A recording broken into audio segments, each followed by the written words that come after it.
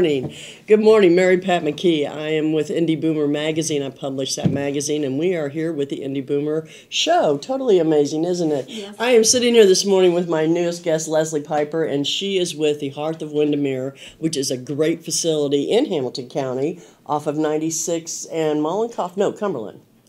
Cumberland, almost to where it goes into Geist, and 96, dead ends into Fall Creek. Exactly, Great, right at the edge of Indy. Yeah, great facility. We're going to come right back to that in just a minute. A couple things I want to do. First of all, I want to thank Jim Wofford and the Wofford Theater and Logan Street Signs and Banners for allowing us to have this show, and we are very grateful for that. Like to show our magazine. We publish a magazine called Indy Boomer. This is the May issue of Indy Boomer, and that's Donald Davidson on the cover. You are now able, I'm very excited, to pick up copies of the Indy Boomer magazine at any CVS store in Marion and surrounding counties. We've also got them at the libraries, just different locations that boomers tend to frequent quite a bit. So this is the May issue. Our next issue will be July, and we will have Debbie Knox featured on that issue, and we're, of course, very excited about that.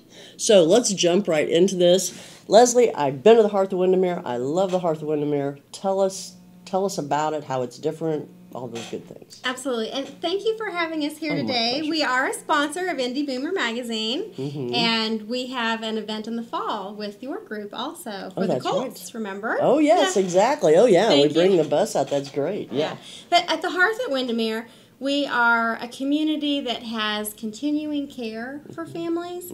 We start out with independent care. We have some residents that are completely independent. They bring their cars, but they get to have the privileges of getting to set aside cutting their grass and taking care of their homes. They can move into our community, and we offer them.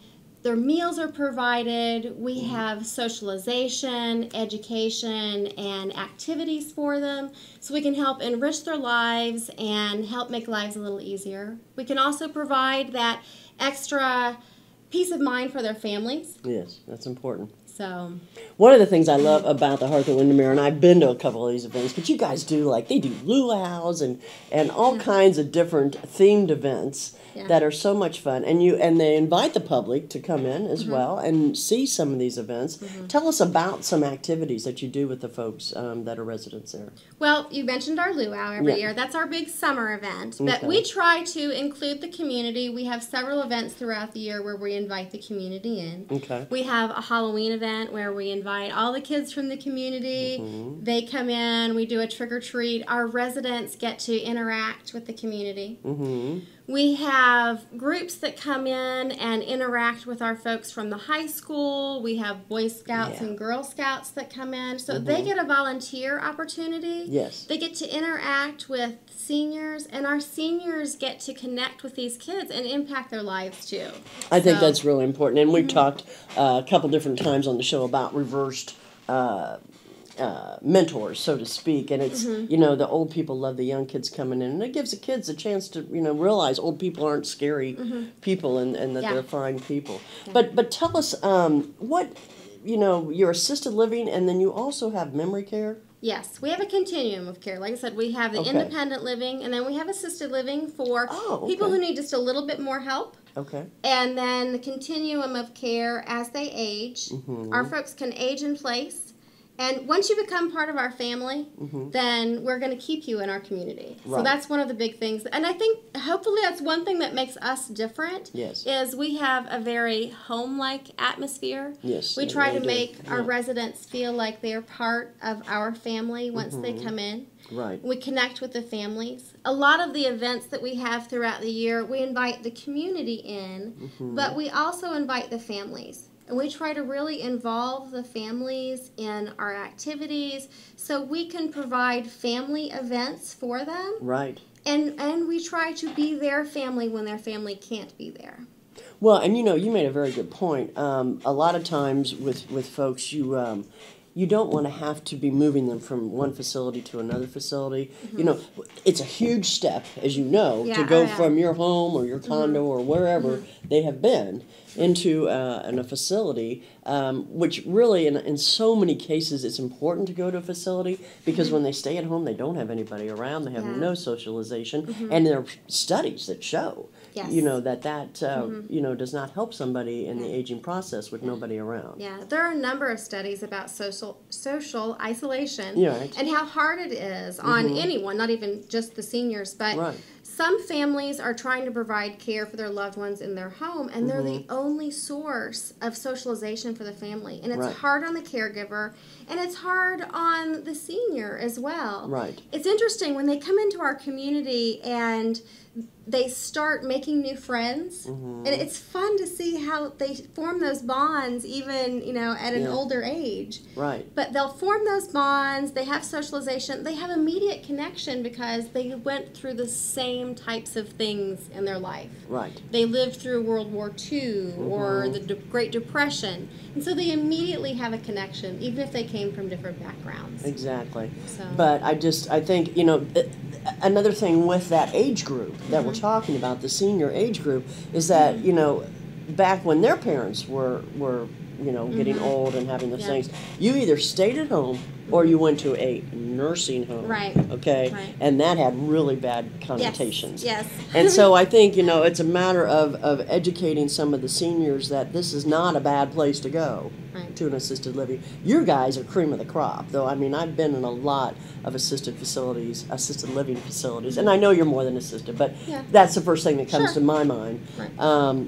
And they just need to know that it's not as bad as you might think, as another long winter in Indiana in the house by yourself. Yeah. Oh, yeah, absolutely. And we try to encourage people to come in and take a look. Either come to our community events or call me and I'll set up a tour. Yeah, but of course. Coming in and taking a look, because getting over that hurdle of feeling like they're going into a nursing home is a huge thing for that generation. But if they come in and they take a look, they can have lunch at our community. I encourage people to come in and have lunch and test drive our food. Yes. Try it out. Food is very important. Yes, food is very important. And we have very good food. Our chef is excellent. Yeah. But I want them to come in and try that for themselves. Right.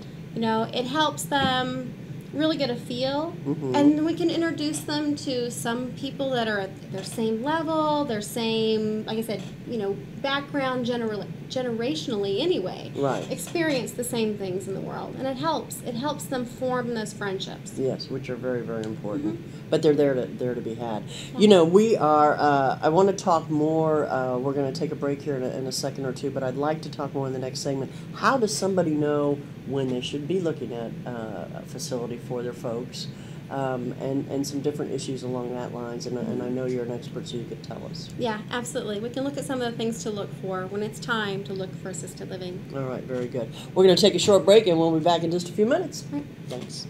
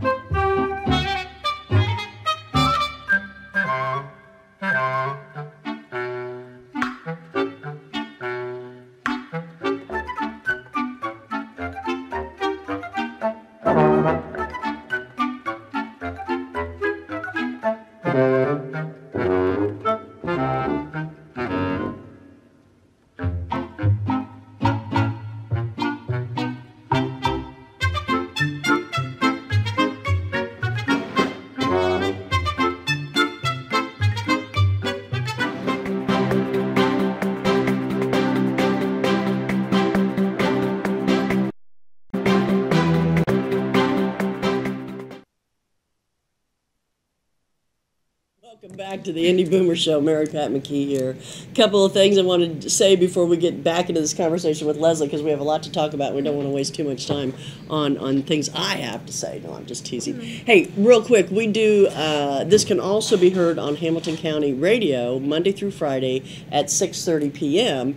And can you give us a number to where people can call?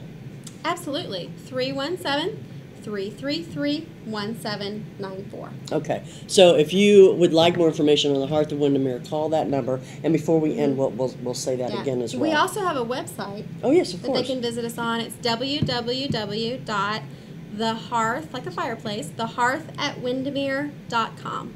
Very good. Yes, and you can always find them. They are one of our advertisers in the Indy Boomer magazine, so you can always find them in there. And if for some reason you can't find them, call me. I know exactly where they are. And our current events are also always on our website, so you can check our website for current events. And some of those events we talked about, inviting the community in for the luau. Absolutely. Exactly. Hey, one of the questions I want to ask you is, what signs would a family look for to maybe think that it's time for them to be looking for an assisted living facility? Absolutely. Okay. And as our parents, friends, family, relatives age, we can look for those small things that'll trigger that maybe it's time. You can, when you go over and visit, take a look around the house. Is the house in its usual state of disarray or cleanliness? Have things changed? Different, yeah. Right, looking for change. Exactly. Right. And even in their appearance. If mom usually had her hair done and her nails done, and all of a sudden, I'll have families say, I've seen my mom 5 days this last week, and she had the same outfit on every day. Oh, that's a good one. Yeah. And if they're still driving, take a ride with them. Oh, that's a good one, too. Yeah. See how their reaction time is. Take a walk around the car, make sure there aren't dings and dents and things, because sometimes it'll start small. Maybe they'll just bump something. So take a look at the car. Right. Take a look at their mail. Are they reading their mail? Are there unpaid bills? Right. Take a look. Are they taking their medications? Yeah, that's a big one too. And the other one is eating. Yes. Are they eating properly? Absolutely. And even just in a hug, when you hug them, you can tell. Have they lost weight? Have they gained weight? So look for those changes. Changes in their behavior, changes in their attitude. Do they seem sad? And you need to look at that. If they've stopped driving, are they socially isolated? Which is something we talked about. Exactly. Are they not getting out to be with their friends? And are they not getting to participate in their activities? Right. Which is really hard on seniors. Well, and I read something the other day that was saying that depression is very high. It is. In seniors, and I don't hear that very much. And I guess I was surprised. I mean, it's not surprising, but I was surprised that it's as bad as it is. Yeah, depression is very high. Social isolation leads to depression, and the changes in health and the changes in activity. Right. If I told you today that you couldn't drive your car anymore, and you have to go live somewhere, and you're thinking it's nursing home. Yeah, exactly. So we have to help them get through some of those concerns. We have our shuttle that provides transportation. We get them out for activities. We do museums. You take them shopping too, don't you? We do. We take them shopping. We take them out to lunch. We do museums and theater. We rented a boat last summer. We took them boating. We're planning on going boating again at Geist this summer. Cool. Very cool. Yeah, we try to help them feel as normal as we can, get them out and about and socializing. Yes. And doing some of those things they used to do. Maybe it was cards, or, maybe it's the Indy 500 or whatever they're interested in. Right. We help them connect with that. Well, and it's important that you guys take the time to, I don't want to use the word analyze, but assess. Assess is probably a better word. What did interest that person, or does interest, I shouldn't say did, but what interests that person, and then try and tailor activities and things around for them so they feel more at home. Absolutely. We try to get to know the resident and their family. Right. And we try to incorporate their family still in the events. Right. But getting to know the resident so we can help them, like I said, feel more normal. Did they like gardening? We have our courtyard. We have a volunteer that comes in and helps the residents garden. And at any level, if they want to get in there and dig in the dirt, they can do that. Or if they want to sit on the bench and say, could you move those roses over just to, exactly. So whatever There's level, all kinds. Yeah, whatever level they're comfortable with. We try to help find activities to incorporate everyone. Okay. Hey, give me an idea, just so people know, what's a typical day? Typical day in the life of one of our residents, like I said, we have a continuum of care. Right. So we have those independent folks who get up and maybe drive their cars and do their own thing every day. Mm-hmm. And then we have some folks who need some more help. Right. So we may help them get up and get going in the morning, but we have choices. Right. And we are all about offering choices. Choices are important. Yes. Mm-hmm. We have those 3 meals per day, but we have some people that say, I don't want to get up early in the morning. So they can do a little snack in their room, and then we have 2 seatings for each meal. So they can skip breakfast, sleep in, and then come see us at lunchtime. Okay. But for peace of mind for the families, we account for every one of our residents at every meal. Okay. So if a family member wants to know, how's my mom doing today? Did she eat lunch? Oh, yeah, we saw her at lunch today. She was there. Right. We so account for them. Tabs. Sure. Yeah, absolutely. Yeah. Even for our most independent residents, like I said, I think that offers the family a sense of, surety that mom and dad are okay, even if we have a lot of families where, sons in California, daughters in New York. Yep. So they depend on contacting us oftentimes just to see how mom and dad are doing. Okay, I think that's real important.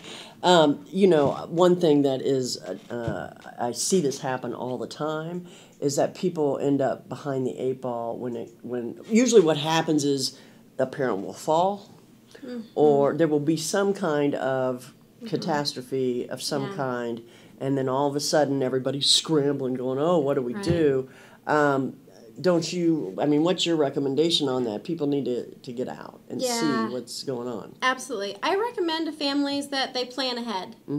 And coming to see our community, going out and seeing what's available. Right. And how that is going to fit their family. We structure the care plans to match the family's needs, but if they already know kind of what some of mom and dad's needs are when they come to see us, we can match those needs with them.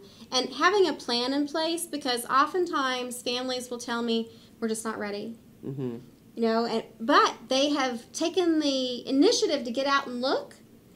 And so 6 months later, they'll call me and say, you know what, mom fell. Now it's time. Yeah. So, get your plan in place, get your paperwork in place. Right. So you can help mom and dad when it comes time to get the ball rolling. Well, and another thing that's always very important is VA aid and attendance. Yes. A lot of these people served, and now we're up mostly to the Korean War is what most of the seniors that are left. I mean, most of the World War II, there's only a few of those left. But I still see it all across the board, but absolutely. If your loved one served during time of conflict, during time of war, then typically they are eligible. But they can research that on the internet, and they're also groups I've got several folks that write in the Boomer that's what they specialize is VA aid and attendance. Yes. But even if your spouse passed away and they served, you are still possibly eligible. Yeah, so there's lots of ways. I'm sorry, I didn't mean to interrupt you. Absolutely. Yeah, it's not only for the veteran themselves, but also the spouse. Even if the veteran is deceased. Yes. They are still eligible. And the bottom line is Leslie's got lots of resources. You can direct them to people that can help them with that. But the point is get out, get a plan, whether you need it right now or 6 months, a year from now at least. And the other thing is you can include your parents in that decision-making process and not have to make decisions for them, and then you never know. Yeah, it helps to start planning early, and then you can incorporate your parents in the decision. Yes. When they feel more empowered, they're happier with the decision. Yes, I totally agree. Leslie, time flies, does it not? Yeah, it does. We had fun this morning. I appreciate you coming on. Real quick before we close out, be sure and watch Boomer TV with Patty Spitler on Channel 8 on Sunday morning at 10:30. We hope we'll see you there, and we will be back here next week and hope to see you here as well. So have a great day. Thanks so much. Thank you.